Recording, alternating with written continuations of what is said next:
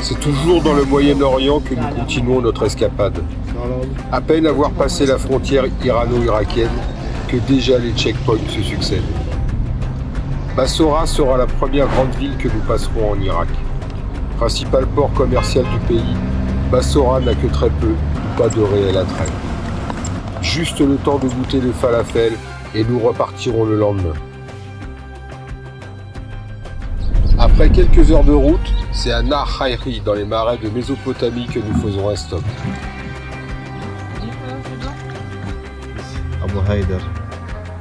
Les marais de Mésopotamie forment une zone humide située dans le sud de l'Irak, avec une partie dans le sud-ouest de l'Iran.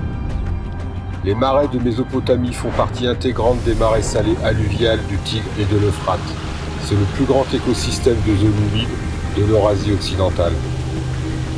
Ils sont habités historiquement par les Arabes des marais, mais aussi appelés Mahadans, région où se situait selon la légende le Jardin d'Éden. Ils étaient plus de 250 000 à vivre dans les marais avant la guerre Iran-Irak, mais leur nombre n'a cessé de décroître depuis. Après la décision de Saddam Hussein d'assécher les marais pour en déloger les insurgés, le nombre des habitants des marais est tombé à quelques dizaines de milliers d'individus.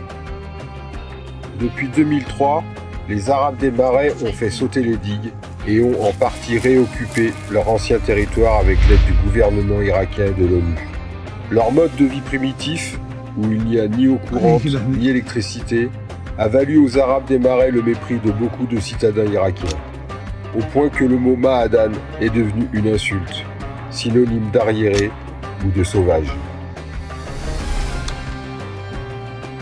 En plus de partager ce mépris d'ordre social à l'égard du peuple des roseaux, Saddam Hussein leur tenait une rancune particulière du fait qu'ils avaient offert asile aux déserteurs irakiens de la guerre Iran-Irak et aussi à cause de leur participation supposée à l'insurrection de 1991.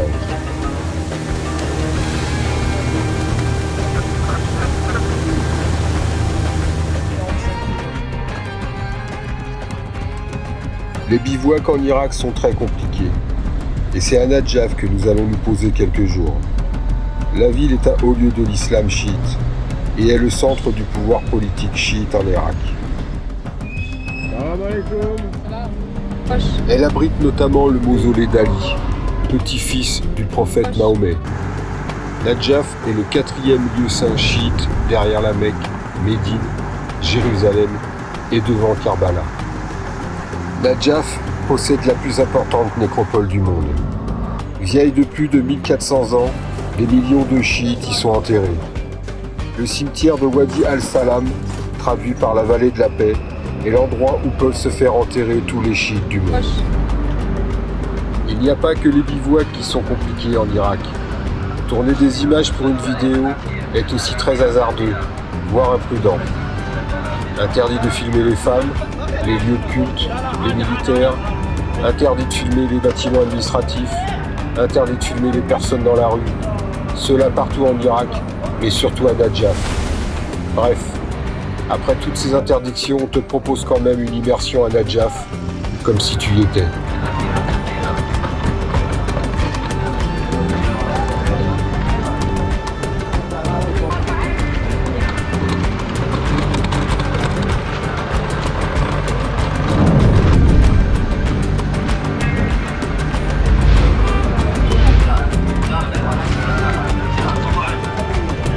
Désolé les filles, cette année, une fois de plus, en Irak, la mode c'est le noir.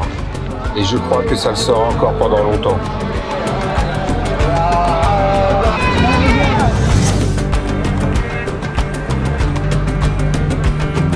Oh, Joe, on t'a dit que c'était interdit. Tu veux aller faire un tour à Abu Ghraib ou quoi? Toi, tu aimes vraiment l'aventure. On t'a dit que c'est interdit. T'as dit non, regarde, là, arrête. Oui, c'est interdit. Je viens de vous le dire.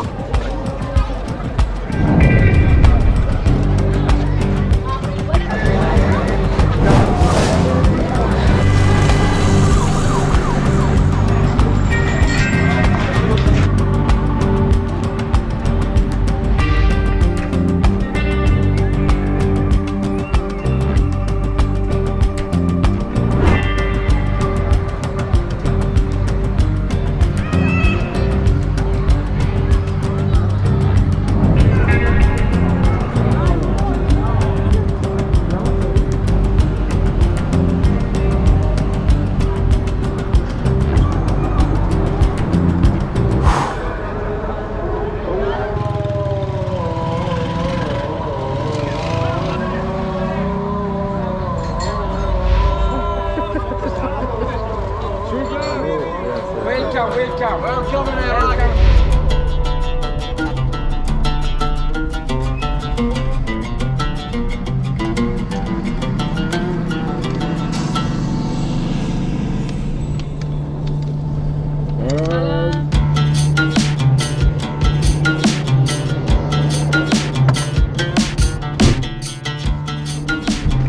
l'impression de passer la frontière tous les jours, 10 fois par jour. Chaque déplacement implique son cortège de checkpoints, et ça, il faut s'y faire. C'est l'Irak. Pour passer le temps, je filme les militaires et essaye d'améliorer ma technique de tournage sans être repéré. On dirait qu'elle est bonne.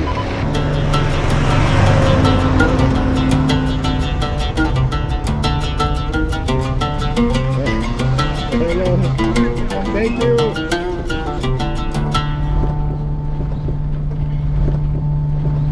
Salam. Salam. Salam. Alaikum. Salam. That's all. Yeah.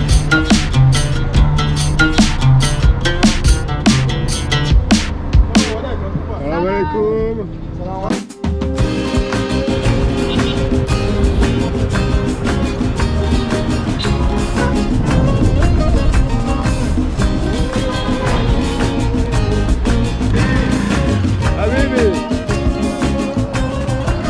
Nous arrivons à Bagdad en pleine crise politique et les manifestations sont nombreuses. Les militaires sont sur les dents. Quand ils nous voient arriver, ils ne savent pas trop quoi faire à part nous interdire d'aller là où on veut. Les quartiers entiers sont bloqués et on utilise tous les stratagèmes pour aller tout au bout aux autres.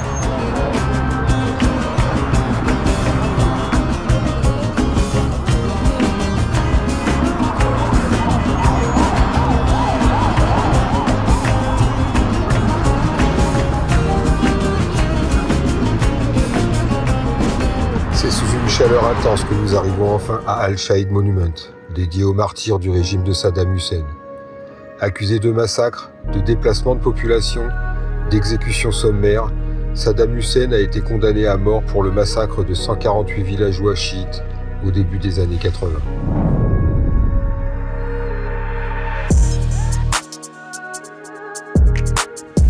Le 16 mars 1988, Saddam Hussein écrase dans le sang le soulèvement chiite dans le sud de l'Irak, faisant des milliers de victimes.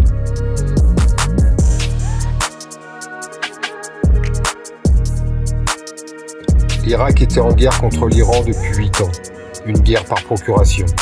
Soutenue par les États-Unis et l'Europe dans l'espoir de faire tomber le régime de Khomeini à Téhéran, l'Iran a résisté au prix de centaines de milliers de morts. Profitant du conflit, les Kurdes d'Irak, soutenus par l'Iran, sont entrés en rébellion contre le dictateur irakien. La localité kurde d'Al-Abja, située tout près de la frontière iranienne, en avait profité pour se libérer par les armes.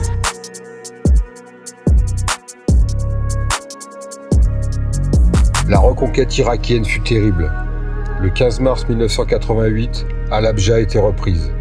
Le lendemain, des avions de combat irakiens ont survolé la zone pendant 5 heures, libérant toute une gamme de gaz toxiques, notamment du gaz sarin et du gaz moutarde. L'attaque chimique a entraîné en quelques minutes la mort d'environ 5000 personnes, en majorité des femmes et des enfants. Ce bombardement fut la plus grande des attaques irakiennes au gaz de combat contre des civils.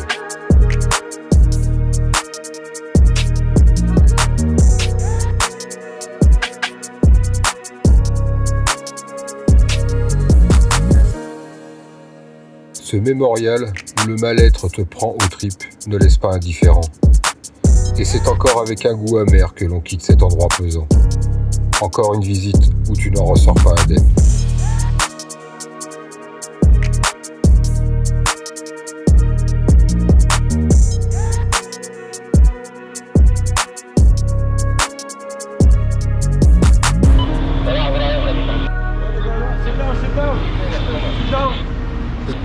Sit down, اقعد هنا تعال. Sit down.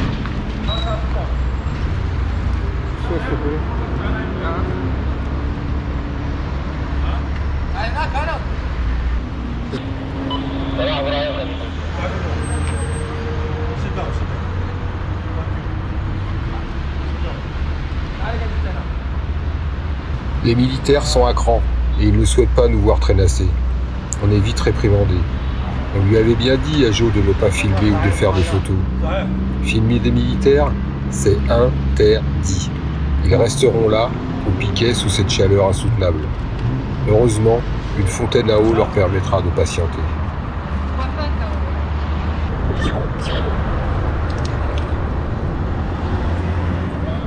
Hein? Quoi? De quoi? Non, mais moi je filme pas, je regarde.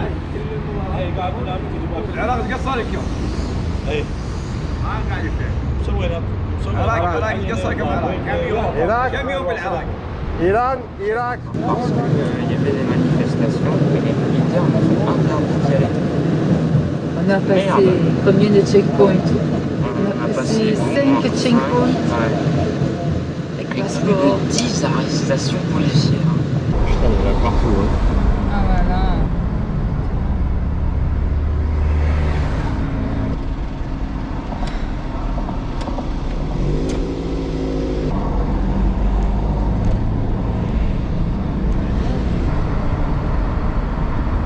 On essaye de passer tant bien que mal entre checkpoint, route barrée et contrôle pour se rendre au centre de Bagdad.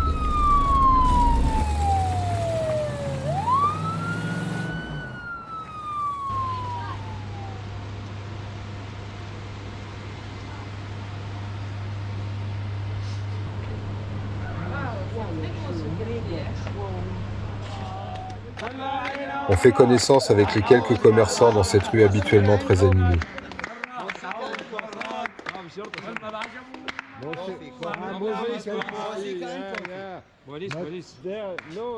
La police n'est pas loin. Malgré la joie de nous rencontrer, on sent la crainte de cette jeunesse. Pour eux, il est préférable de raccourcir notre rencontre. Goodbye.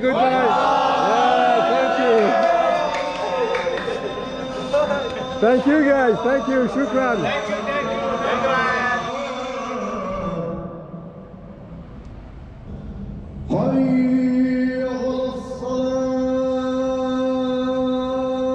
L'endroit le plus sûr pour nous sera une mosquée, et pas n'importe laquelle.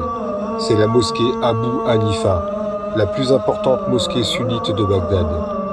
Cette mosquée est une pure merveille. Elle est certainement la plus belle de toutes les mosquées que nous avons vues.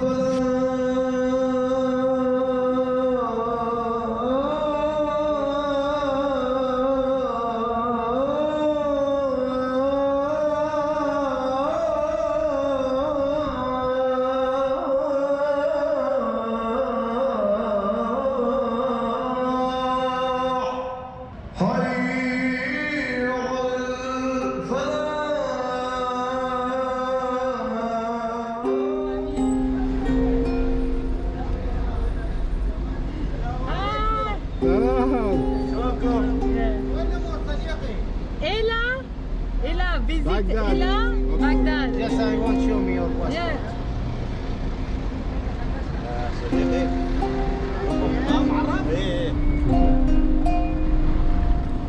Salam.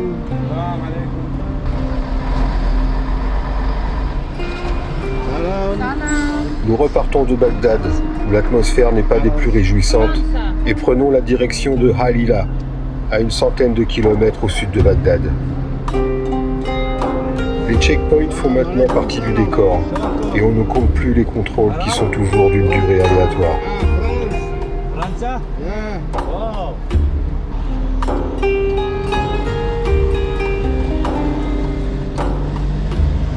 C'est dans la célèbre cité de Babylone, devant la porte d'Ishtar, que nous allons tenter de visiter cette ville antique de Mésopotamie.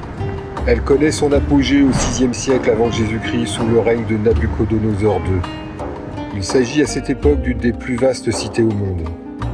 Il faut savoir que les fouilles de Babylone ont commencé très tard, ou par intermittence au regard de l'instabilité politique en Irak. Dès les premières campagnes de fouilles, on cherche la merveille du monde de Babylone, les jardins suspendus, qui selon une version auraient été construits par Nabuchodonosor II pour son épouse Med, nostalgique de son verdoyant pays natal. La nature exotique des jardins, le mystère entourant leur emplacement et leur disparition ont fait que les jardins suspendus de Babylone sont devenus la plus passionnante des 7 merveilles du monde. La visite de Babylone a été le point culminant en termes de chaleur. Sur l'île de Keshm, dans le désert de Lout ou au Kurdistan, la température était intense. Et nous avons connu des chaleurs torrides, caniculaires, insupportables, des chaleurs brûlantes. Au milieu de ces briques, c'est à une chaleur mortelle à laquelle nous faisons face. Jamais nous n'avions connu de telles températures.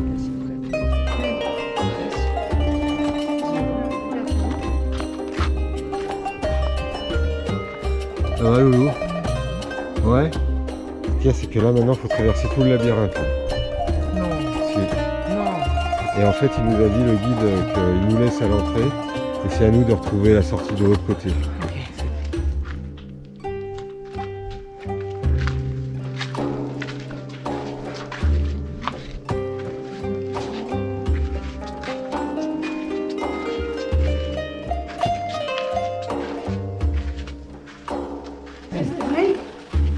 Là, il y a un serpent qui est passé. Le jeu a assez duré. Il faut se mettre à l'abri sous peine de catastrophe. I want you, after you, old man and Mary, take care for father and mom. Because you, after you, old man, like the father and mom, the son take care for you. Yes, and respect. Because my father and mom working every day for you, like me, working here on the degrees very higher, because for the son, you another like this. This message for the God. Take care, the God, you take care, my son. What's your name? Mekki.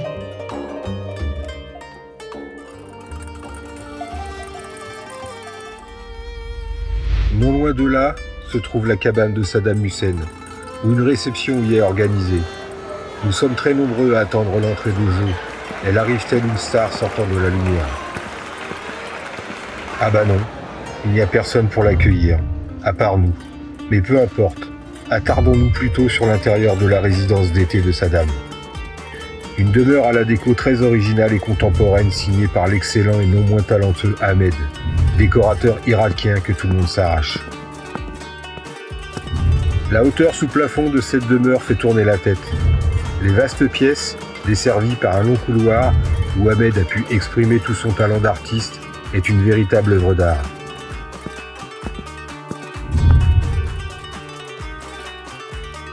La vue plongeante sur Babylone est d'une étonnante sobriété et reste l'atout majeur de cette demeure.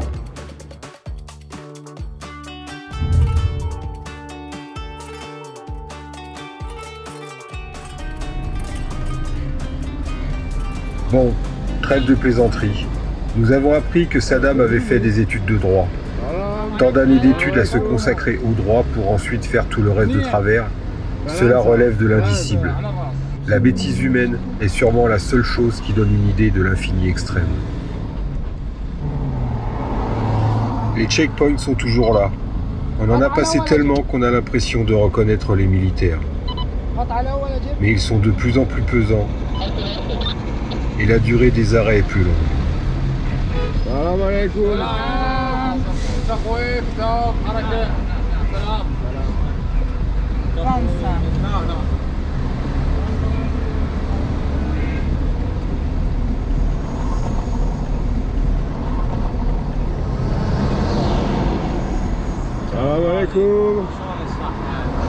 جوازاتكم باسبور Yeah, passeport.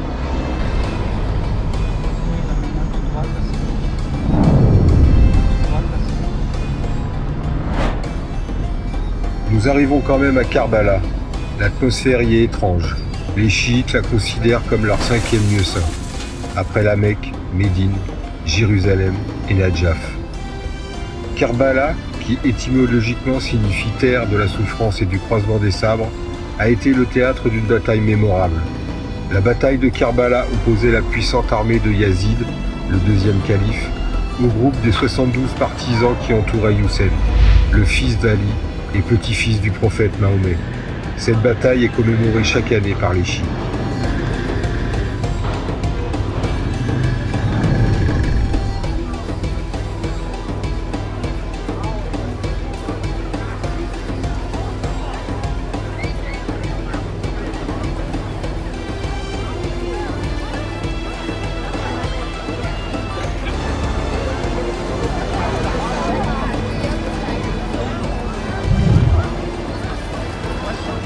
Nous entrons dans le Saint des Saints, au mausolée de Hussein.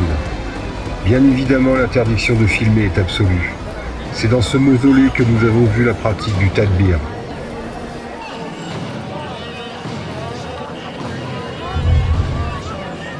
Ce rituel, fait par certains chiites, est un acte d'autoflagellation par chagrin, en raison de la mort du jeune petit-fils de Mahomet qui était tué à la bataille de Karbala. Le tadbir est également connu comme kamazani, et pour la majorité chiite, tadbir est arabe, c'est-à-dire interdit. Dans cette pratique, le message est que les personnes en deuil sont prêtes à sacrifier et donner leur vie dans le chemin de l'imam Hussein.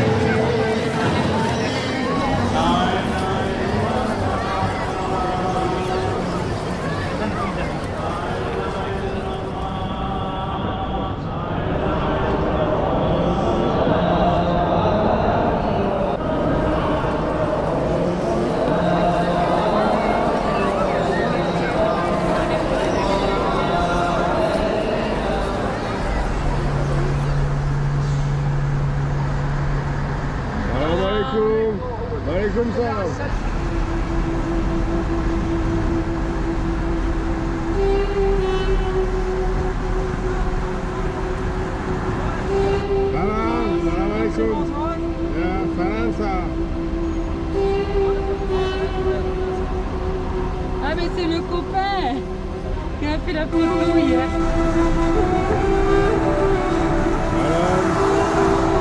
Ce sera notre dernière ville en Irak. Notre prochaine étape sera la Jordanie. On rêve déjà de Petra, de la mer Rouge, d'un pays plus calme et plus serein. Mais avant cela, une aventure dans l'aventure se dresse devant nous. Nous ne sommes pas fous de joie à l'idée de prendre la route qui nous attend, mais c'est la seule solution pour rejoindre la Jordanie. Les contrôles sont encore plus intenses, il y a moins de voitures aussi. La route que nous allons emprunter sera longue de plus de 600 km à travers le désert irako-syrien. La chaleur est intenable, nous n'avons toujours pas de clim dans notre véhicule, et on s'arrête sous les ponts pour s'extirper de ce soleil brûlant. On en profite, car bientôt, ce ne sera plus possible.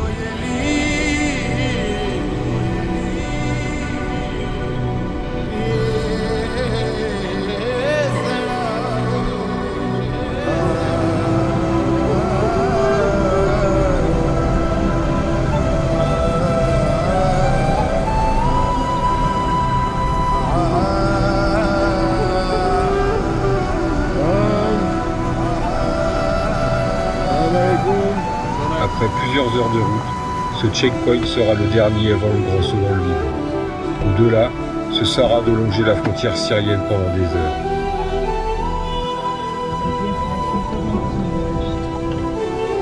Les risques d'accrochage ou d'enlèvement sont réels. Les militaires irakiens sont en pleine discussion. Il ne doit rien arriver aux Frenchies. Il en va de leur responsabilité.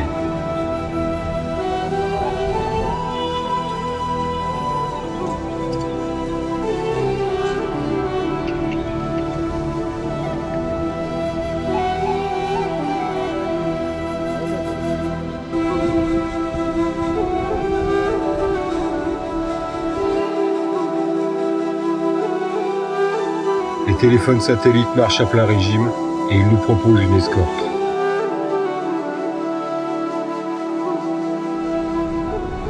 Moins reste de temps sur cette route, mieux ce sera.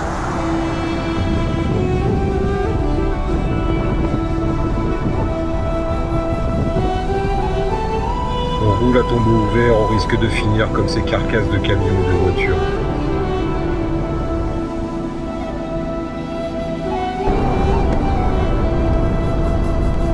Par moments, la route est calcinée et creusée par les véhicules brûlés.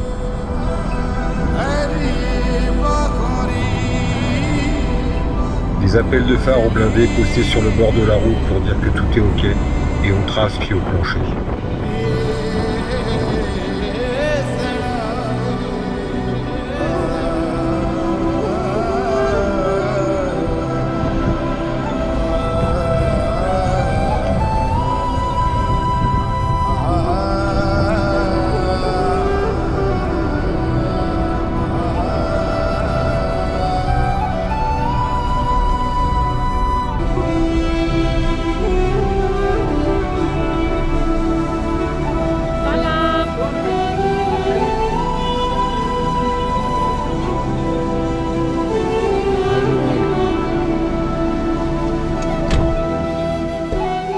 Après plusieurs heures de route, quand on voit ce checkpoint, on se dit que le plus dur est fait. C'est un gros, très gros soulagement. On reprend le sourire et ça vaut bien une photo.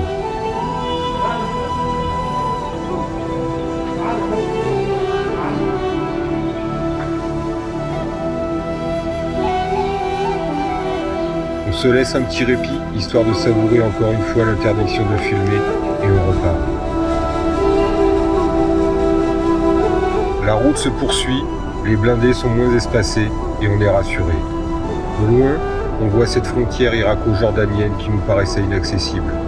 Nous sommes attendus, les checkpoints précédents ont prévenu que nous devions arriver.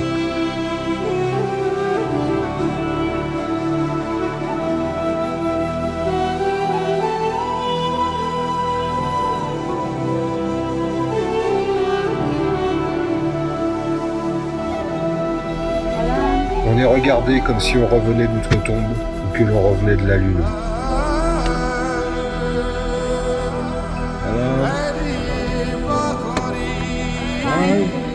Cette longue route éprouvante a duré plus de 10 heures. Et arrivant trop tard, la frontière restera fermée jusqu'au lendemain. Petra et la mer Rouge attendront. Pour cette fois, c'était tout au bout de la route qu'il fallait aller. Mais nous avons été tout au bout de nous-mêmes pour y arriver.